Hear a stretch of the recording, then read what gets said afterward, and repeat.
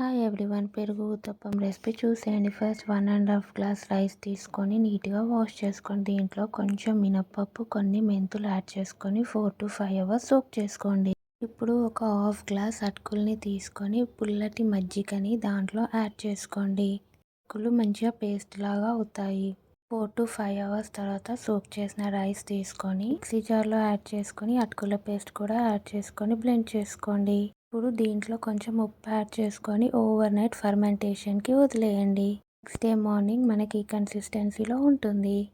ఇప్పుడు హాట్ తవ్వ పైన ఆయిల్ అప్లై చేసి ఇప్పుడు ఇలా పిండిని యాడ్ చేసుకొని దానిపైన గ్రేటెడ్ క్యారెట్, చిన్నగా కట్ చేసిన ఆనియన్ పీసెస్ యాడ్ చేసుకొని ఆయిల్ అప్లై చేసి లో ఫ్లేమ్లో పెట్టుకొని లిడ్ క్లోజ్ చేసుకోండి.